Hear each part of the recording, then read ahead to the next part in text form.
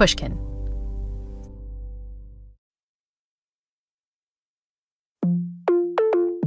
Growing up is weird. One moment, you're a kid.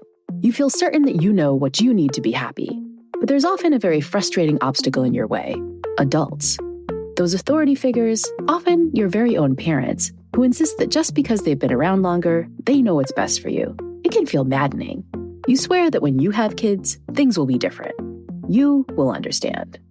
And then, in what seems like an instant, you're the grown-up. You've got your own kids. It's your turn to be in charge. And somehow, along the way, you've forgotten that promise that you made to yourself. You find yourself caught up in that same intergenerational tension that you once swore to avoid. In this episode in our series on happier parenting, I'm talking with someone who's trying to break that cycle by changing the way adults and kids communicate. Hi, I'm David Yeager. I'm a developmental psychologist and the author of the book 10 to 25. David's book explores the science of how to motivate young people effectively. And his effective strategy begins with understanding the kids in our life, which admittedly is hard. Not only because we've forgotten what it's like to be a child, but also because it can feel like kids today are speaking an entirely different language. We have 4 kids and 2 teenagers and, a lot of skibbity, toilet, Rizzler, Ohio yachts in our house. The slang can be funny, and sometimes completely indecipherable. But the true parent-child communication breakdown often goes much deeper than vocabulary. There's this equivocation. When adults say, listen to me, what they mean is do exactly what I say right now without any argument. And when kids say, you didn't listen to me, what they mean is you didn't make me feel heard. You didn't understand my perspective and where I'm coming from. A lot of times kids have a reason for why they don't want to do something. And we were uncurious about that. And so because of that equivocation, we get into this conflict where we say one thing and then they hear another, and then there's this fight over our misinterpretations. And I think a lot of times what we need to think about is not necessarily having our goal be the conventional, maybe 1950s parents' version of listening or respect. It doesn't mean that they subjugate their entire will to everything we say immediately. But instead, we want them to be able to be proactive and make great choices that are good for their long-term health that may or may not align with the immediate thing we need them to do right now. And part of where we go wrong when we're trying to motivate kids is you've argued, is that we kind of have this incorrect model of how young people work. So what's the usual model that we bring to how the young brain works? The conventional model is something I call the neurobiological incompetence model. And it's the idea that young people just lack a prefrontal cortex. They can't think about the future. They can't plan or reason logically. And because of that, we need to make all the decisions for them. That is, if young people lack the planning part of the brain, then they're a risk to themselves and to society at all times. And once we adopt that view, then our communication approach turns into something that I call grown-splaining, which is where we just explain our thoughts and our plans for them and expect them to willingly do whatever we say. And although that makes sense to us because we think we're more logical in a lot of ways, it doesn't work well because young people don't want to be communicated to in that way. It comes across as disrespectful, and it ends up thwarting our goals because young people reject what we say, not because of the information, but because of the way in which it was delivered. And you've talked about 2 consequences of this sort of mode of thinking about young people, that we either become kind of too authoritarian or too permissive. What do you mean there? Classic research going back 80 years suggests that for a lot of parents, there's a kind of nice and nasty dance, you could call it, where either we start out saying, look, here's the law, here's what we need to do, this is very important, you got to listen to me. And when young people don't immediately acquiesce, then we increase threats, we increase punishment, maybe we try a little bit of bribery or distraction or sleight of hand. I think all parents listening right now get this mode, yep. So that's like the nasty part. And then we feel guilty. We've fallen off the wagon. We haven't been intentional parents. We didn't do what the Instagram video that your spouse sent you told you that you're supposed to do. And you just feel ashamed about yourself. And so we go back into nice mode and we become permissive and we say they need a little time with no rules to just do what they want. But eventually, of course, kids being kids get out of control and we have to put the nasty hat back on. And so it feels like there's this dilemma that we can either be tough authoritarians that lay down the law, or we can be kind and friendly and caring, but then be pushovers. And what I argue is that there's valid parts of both of those. You can do a version of both. You can have very tough standards and be unrelenting on what's important to do, but you can be very flexible and caring and concerned about how young people live up to those standards. So that way they can actually reach it without all of the fighting and threats and blame. And an easier way to do that, you've argued, is to come up with a kind of better, maybe more accurate theory of what the adolescent brain is trying to maximize. So evolutionarily, how should we think about the young people brain? It's not this idea that it's incompetent. What else is it trying to do? What's its mission? Of course, the brain develops, and so there are different levels of ability and maturity. But what we tend to focus on is in the 10 to 25 range, and even maybe a little earlier, there's a shift in motivational priorities. And those motivational priorities can influence what young people choose to pay attention to. That is, where do they deploy their considerable intellectual powers? And once you think of it as a motivation problem and not solely an ability problem, then you realize, well, maybe I'm not tapping into the right source of motivation. And it's like our conventional view is that kids are motivated primarily by the desire to please their parents, or at least not piss off their parents. And we get offended. We're like, don't you know how angry you're making me, like right now? And that feels like they're trying to intentionally get our goat for something. But they've got a different set of priorities that often it's, especially in the peer group, to look and appear like a respect-worthy person who deserves status and has a good reputation. That is someone who's viewed as socially valuable. And that's a good thing. That in our evolutionary past helped young people learn how to be contributors to our culture and to our society. But we often fail to tap into that source of motivation, and therefore we end up at loggerheads with them. But there are examples of great parents, leaders, coaches, teachers who do know how to tap in to that drive for status and respect. And they do end up with well-deployed prefrontal cortices where young people can plan ahead and be proactive and do what we think is right. You've talked in the book about some of these cases of both individual people that have done this well, but also kind of programs that have done this well. One of my favorite examples that you talk about in the book are these so-called effective anti-tobacco programs. How did the tobacco program sort of harness this idea that young people really want to be independent and be respected and so on? Very briefly, the bad programs used a tagline to attack teen smoking. This is in the late 1990s, early 2000s. And their tagline was, think, don't smoke. Now, think about that. If I tell you to think, the grammatical implication is that you're not thinking. Like if I told you to smile right now, you'd be like, that's a weird thing to say, David, because I'm smiling. Yeah. The implication is that if I tell you to do it with a command, that you're not doing it. And so think is already an insult. But then don't smoke. Not only does that threaten your autonomy as a young person, and one of the main things you want to do in your teenage years is have a sense of grown-up autonomy and independence, but also it's implying I think I'm the kind of person who gets to tell you what to do. So again, it was very serious insults in 3 words. It's kind of evil genius situation where it turns out that a desire to smoke increased the more that the think don't smoke ads were played in those neighborhoods. The alternative was something called the Truth Campaign. And this was developed by an ad firm called Crispin Porter plus Boguski. There's a guy named Alex Boguski who kind of understood intuitively what motivated young people. And the Truth Campaign sought to portray teenagers as flooding the streets, fighting back against the tobacco executives, telling them to stop killing teenagers and getting them addicted. In a famous ad, there's body bags they throw on the ground, and someone holds up a sign outside of a large high-rise building purportedly filled with tobacco executives. And the sign says, smoking kills 12,000 people a day. Have you ever thought of taking a day off? So there's no grown-splaining about the value of non-smoking for preventing cancer. It's not like a health class situation. It's you're joining your peers to stand up for yourselves and what's right and fight against injustice. And that every time you smoke and do the unhealthy thing, you're giving money to people who think they can manipulate you and control you and harm others. And so that taps into an adolescent value that people already have. Adolescent desire for independence, autonomy, and a concern for social justice.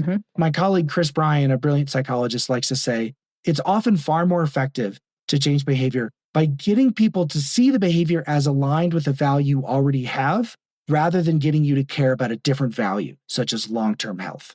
And we've used that insight in a bunch of different ways. For instance, getting teenagers to eat healthy, like buy fruits and vegetables and drink water rather than soda and eat ice cream, by saying that the food companies The reason why they create a bunch of cartoons is to get children addicted in poor neighborhoods and exploit them. And so kids stand up against the companies by eating healthy food in the lunchroom. And this also seems to be getting at something else that the sort of incompetence hypothesis doesn't really allow kids to do, which is like these new ads are kind of saying, hey, kids, you're competent. When you actually see what these companies are doing, you will choose yourself not to smoke. It's sort of assuming that they have autonomy, competence, like kind of giving them respect. Yeah. And it's not like giving them a skill. It's not like these commercials are how to say no to your friends kind of thing. And that's what the public health establishment thinks, is you need to give kids a script for how to say no to drugs or whatever. But they underappreciate the fact that if you look at DARE, where they're going in classrooms and doing skits on how to say no to your friends, almost always in those skits, the coolest kid is the kid offering drugs. And it's the nerd who's saying no.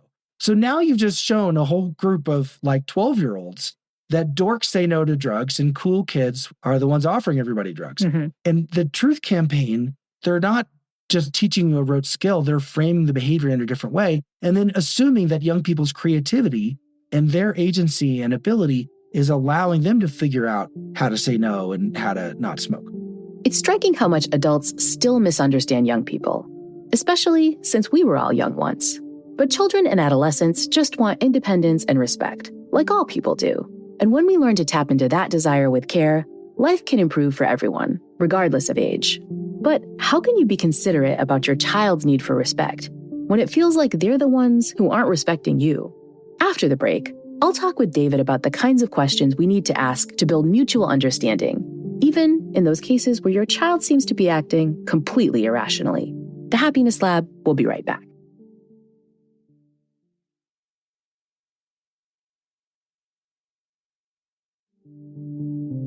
Acclaimed developmental psychologist David Yeager is the author of the new book 10 to 25, The Science of Motivating Young People. And surprise, surprise, what motivates kids isn't all that different than what drives adults. So if we want healthy, happy, engaged children, we need to take a closer look at the strategies we use to motivate our kids. And David has found that even well-intentioned parents often use strategies that, at their core, are pretty ineffective. And perhaps the most common ineffective strategy is the age-old habit of nagging. There's a beautiful study by Jennifer Silk. She did a broader study of maternal depression of moms and teenage daughters. And as a part of that study, they brought the teenage daughters into the lab and put them in the fMRI machine. So there's a huge magnet whirring around their heads. And while the teenage girls are preparing for the experiment, they listen to their moms nagging them. So their moms are completing the sentence, "What bothers me about you is." Ooh. And what they find is that 0% of teenage daughters are like, Mom, you have a point. I'm really glad you raised all these concerns with my behavior. Good chat. I've got a list and I'll get back to you. Like, that doesn't happen. Instead, what you see is a dramatic increase in the teenage girls' regions of the brain related to anger and a decrease in the dorsolateral prefrontal cortex, regions related to planning, reasoning, thinking ahead, but also a decrease in regions related to social cognition, the temporoparietal junction.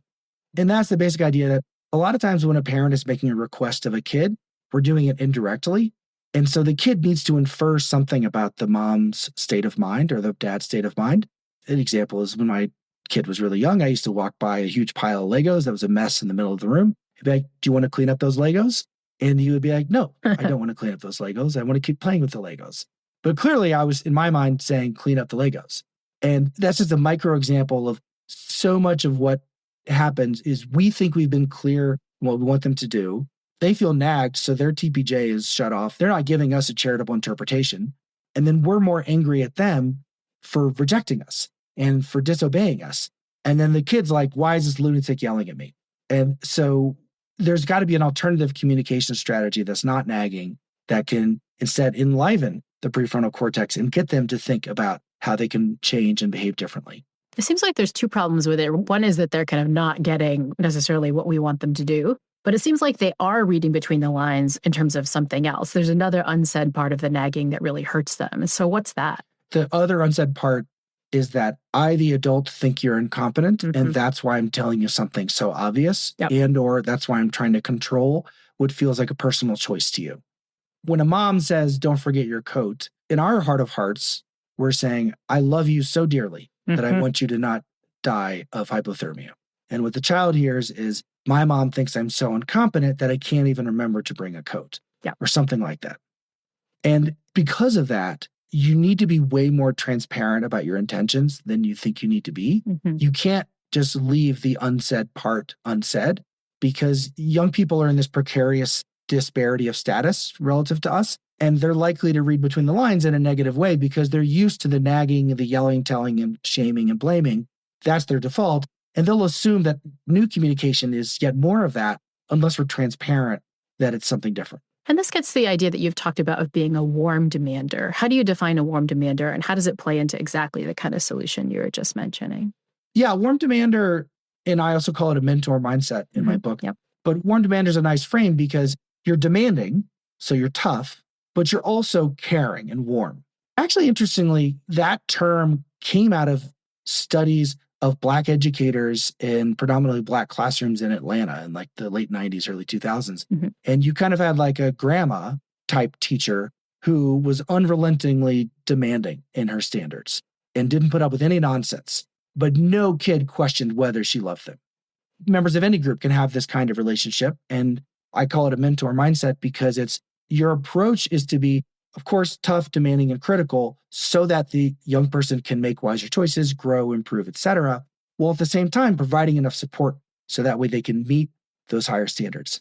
And I do want to be clear, for a long time, people couldn't distinguish between these warm, demanding / mentor mindset leaders and the authoritarian ones, because they're like, these kids are crying all the time.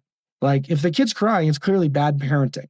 And it turns out that in a good home, kids cry all the time, but they're not crying because the parents are yelling at them and shaming them. They're crying just because the standard is like inconsistent with what they want. They don't really want to be doing the important good thing, but they do move on and they figure out how to self-regulate in a way that in an authoritarian home, all you get is just you have to bend your will to the parent and you have no agency and autonomy. And it seems like sort of paying attention to this agency and autonomy is really kind of giving the kid a sense that you kind of are feeling some compassion for the situation that they're in. You're kind of honoring their status as maybe an adolescent or a 10 to 25-year-old that's kind of figuring out their way in life. But one way we need to do this is to honor kids' status by not telling them stuff, maybe not grown-splaining. You need to show what you want to understand. What are some good tips that parents can use to do that better?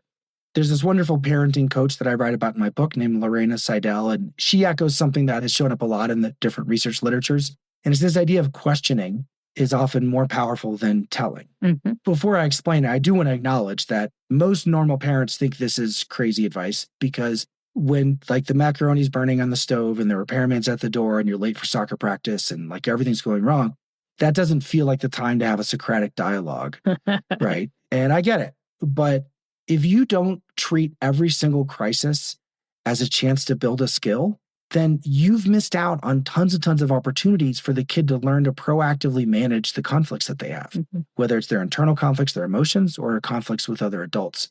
So Lorena has this never waste a crisis mentality that I've tried to live, that even if it's like I'm trying to get 3 kids out the door in the morning so I'm not late for an appointment, I've had to learn to stop and pause and be curious about why, from their perspective, it's very hard for them to get in the car and not wear a Spider-Man costume. Which bracketed is why we were 15 minutes late to start our conversation today. Now I have photographic evidence to prove this. So the idea is ask questions. Okay, so what kind of questions? Now there's bad questions. A bad question would be, what are you thinking? Or why are you ruining my life? Right. Those would not be good questions to ask a kid. Better questions are things like, you seem really upset. Tell me, what does it mean to you when I'm saying no to the toy? Or what does it mean to you when I said this to you? And then they usually say something outrageous, like it means you don't love me. It means you're a bad parent. It means you hate me, or I'm a bad kid. The next question is like, what else could it mean? And sometimes they'll say a couple other negative things like, this will never get better. I'm, going to be sad forever.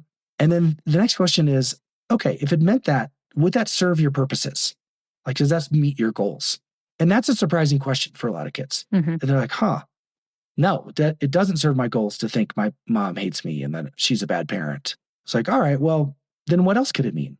And then eventually you can involve them in generating a different and better appraisal of the conflict. And then once they have that better appraisal, then you can say things like, all right, well, if this better thing was true, would that meet your goals? And then often they're like, yeah. So a very brief example is conflict with my now 8-year-old, when he was 6, we were leaving the park. I played with him all day. He asked for a toy. I was like, no, there's no toy.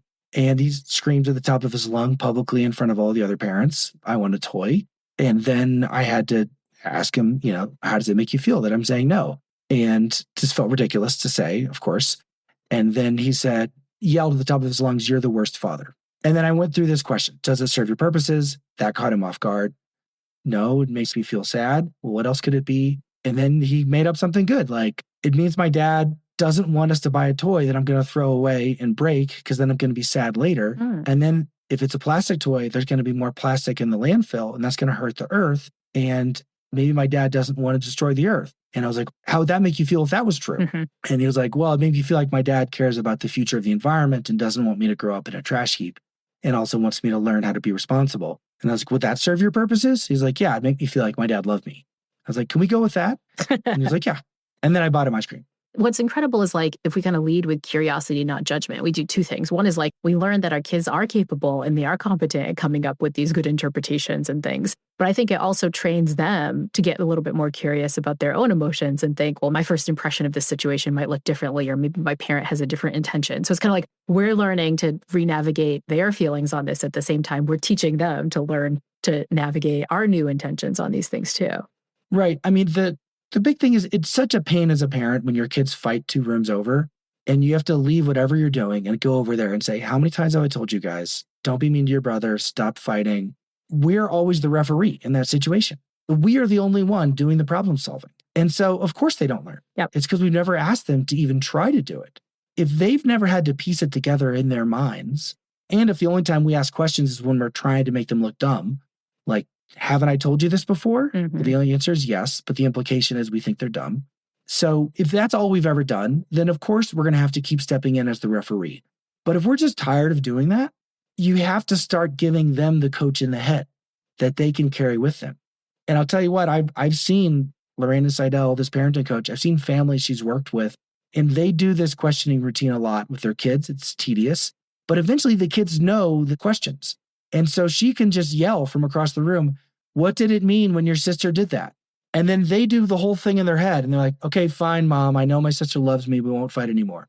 And so if you want to have the kind of house, not with no fighting or no crying, but where conflicts get resolved in a way where you end up feeling excited for them to go off into the world and to deal with conflict, and they're going to be prepared to live with someone and not get in fights all the time and not be alone, in their 20s and 30s. These are the times right now to teach those lessons. And it's a little bit of extra time, but you save yourself a hassle in the long run.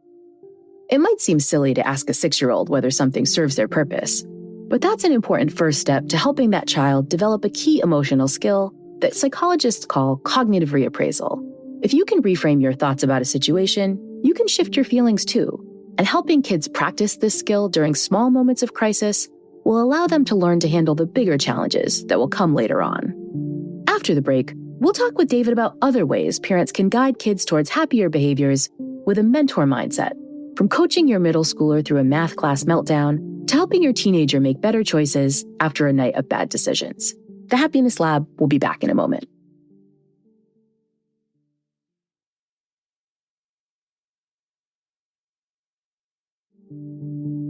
Psychologist David Yeager has devoted his career to understanding why young people think and behave the way they do, and how parents and mentors can help guide kids towards becoming their best selves.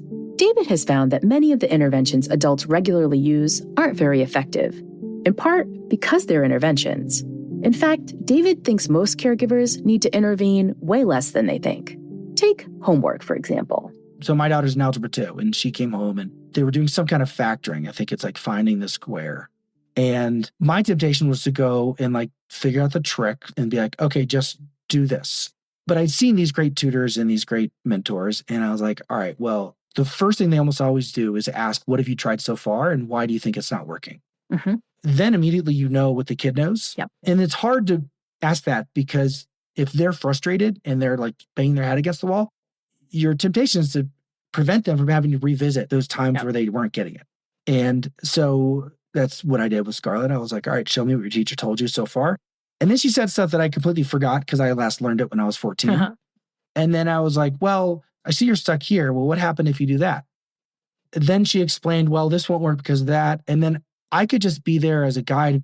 And I just was curious. I asked her to basically tinker with it. But she was always the agent. She was always doing the problem solving. Mm-hmm. And then all of a sudden she remembered something the teacher had said 2 weeks before. And then she's like, oh, this is where I'm supposed to do it. Now I understand the pattern. So I didn't tell her anything about Algebra 2. I didn't actually go read the textbook. I just worked with her. Now, the reason why this is important is because when we swoop in and say, okay, here's how you factor the problem, here's how you find the square, just do this, now try it, then it makes them feel like we think that they can't figure it out and that they are incompetent, which is not what you want, because there are 1,000 lessons like that throughout the school year in just one subject, and then you've got 7 subjects. Mm-hmm. So you want them to have the skill of being able to figure it out. But what's hard is when they're totally on their own and they feel overwhelmed and they're like, I can't do this. So weirdly, non-informative questions where you're not really telling them answers makes them feel supported enough to go troubleshoot. It makes them feel like if they're stuck, they could ask you, but ultimately they own the thinking at the end. And Mark Lepper in the 1990s, a famous social psychologist, did this study of the greatest tutors in the Bay Area.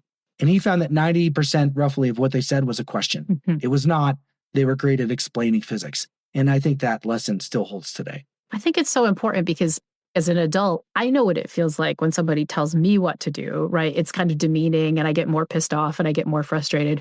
But I think we forget that's what's happening with our kids when we kind of tell them what to do. I think another thing about the questions, and you just illustrated this in your algebra story, is that sometimes our kids have answers that we don't expect, right? When you asked her, well, what did she already know? She actually had some techniques that you're like, oh yeah, I forgot about that. And so there are these cases where our kids kind of know stuff that we don't know, or at least know things about the situation that we might not know, that unless we get curious and ask questions, we'd never see that. And that affects our ability to help them problem solve. And I think a big puzzle I had going into my book, 10 to 25, was, well, why doesn't everybody do this? I mean, there's the time issue. You're in a hurry. But aside from that, why doesn't everybody do it? And I think it goes back to the neurobiological incompetence model. If you think that the reason why your kid is stuck is because when it was explained very clearly by the teacher, the kid was screwing around and goofing off and not paying attention, and then they came home and they weren't being a serious student and they don't care about their future, then you're not curious why they're stuck on factoring the trinomial. You're like, this is a character issue. Yeah. This is not an intellectual issue. And so it feels like we need to have a response to the character issue by giving them a lecture about how they should have paid attention. You need to be responsible. You need to take good notes. You should go review. Your teacher already gave this to you. And that sounds harsh, but in our studies, 50% of American teachers take that approach. Yeah. They take a shame and blame approach to a mistake, not collaborative troubleshooting. And I think that's a real challenge because parents want to prepare their kids for a tough future, like a complex world where everyone's unforgiving.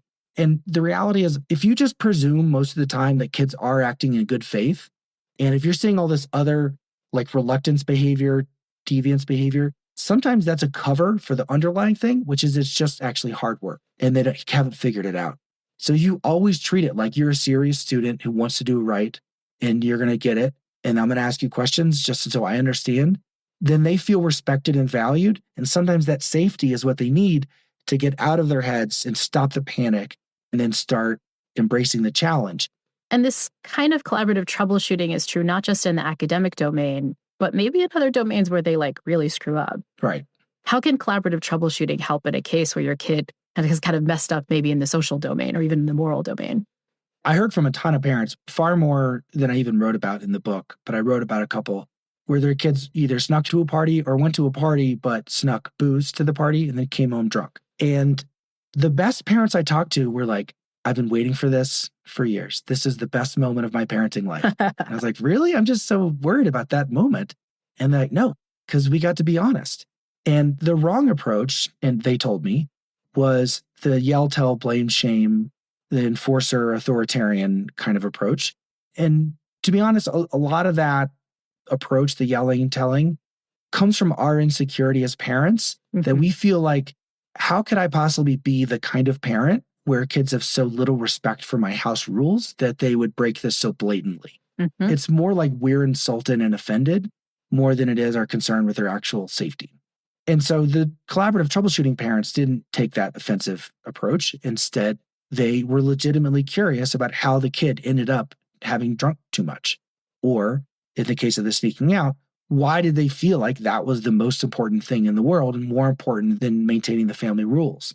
And usually it went back to status and respect. So in the case of a kid who snuck out, the kid was just a hypersocial kid and was worried that everyone would have this epic night and there'd be some memory, like they found a golf cart and got to do donuts on the golf course, or they ran away from the cops, or something that they would never forget and would talk about until their high school reunion or to their funeral. Think about it. Like, I definitely have stories of hour-and-a-half event in high school. Like, I 100% vividly remember some of the most fun times, and I remember who was there. I wouldn't want to miss out on that, right? There's a cost benefit. Yep. You don't want to be the person who missed out on this epic, unforgettable night. So the mom started with this, like, look, I know you're social. Let's find other ways for you to have epic, unforgettable nights that don't involve lying and cheating. But it wasn't, don't be social. Right. In the drinking case, there was one kid who normally would just sneak like 2 wine coolers in his pockets, but this one day brought a backpack because he was trying to be a good friend to a lot of other people who asked for booze. And then he ended up drinking most of it. And so he got super drunk. But again, it came from this desire to be social and to help others. And so the punishment was to talk about his drinking and his plan every night before he went out. And it was an agonizing 45-minute conversation about his plan before he could go to a party. And that was a worse punishment than grounding. But in the end, they started understanding his logic and his plans, and they could subtly suggest things. Yeah. And when that kid went to college, he didn't have any trouble with alcohol. And he had the skill. So it's a kind of never waste a crisis situation, and questioning really helps to build that mental muscle in the kid. I love these scenarios because they really show that you're parenting for the future, right? Like in both of these cases, you're talking not about how you solve for this incident, but how you solve for future incidents. Maybe incidents that are going to happen when these kids go off to college and you're not going to be there to kind of, see them out the door and that sort of thing. But I'm curious how you brought this into your own life, both collaborative troubleshooting and questions and all the stuff we've been talking about. I obsess over parenting for the future in specific moments that I know, because of my sociology friends and colleagues, set kids up for a lifetime. But I think there are a lot of moments in our kids' lives, trying out for a certain sport or activity, definitely taking a class, like applying for a summer job. There are these moments where they're going to be freaked out because it does have a big impact on their future, or they're not taking it seriously and they need to. And those are moments where you do have to be tough and demanding and unrelenting, but also supportive, so that way they see a reasonable path and their fears have to be legitimate to you. You have to be legitimately curious about why they're worried. But there's lots of crying in my house in those moments where it's like, you need to do this thing. But what I will focus on is like, how do I be honestly curious why you're being reluctant and troubleshoot with you and find a solution that works for you. I'm not going to lower the standard, but it does matter to me that you're on board and that it feels good for you. So the next time you're struggling with your kid's behavior, try to tap into what studies show is really motivating, that sense of mastery. Everyone wants to experience agency and independence, regardless of their age. So remember that the old neurobiological incompetence model of childhood is out. The science shows that what's in are respect and understanding. How can you respect your kids better? Well, stop grown-splaining and instead get curious and ask questions. Guide your child toward the habit of cognitive reappraisal so that they learn to manage their difficult feelings as they get older. You can also strive to be a warm demander. Have high standards for your child, but still be loving and supporting. Try to understand your child's perspective rather than yelling, telling, blaming, or shaming. And finally, use those small moments of crises as opportunities for collaborative troubleshooting. It may be a little inconvenient, and you might even end up 15 minutes late for a very important podcast interview.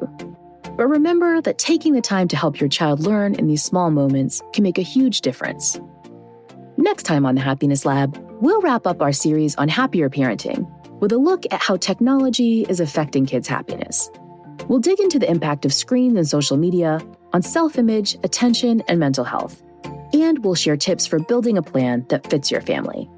And if you found these discussions helpful, you'll likely enjoy my free online course, The Science of Wellbeing for Parents. To learn more, just head to drlauriesantos.com/parents. That's drlauriesantos.com/parents. Until next time, this has been the Happiness Lab's special series on happier parenting with me, Dr. Laurie Santos.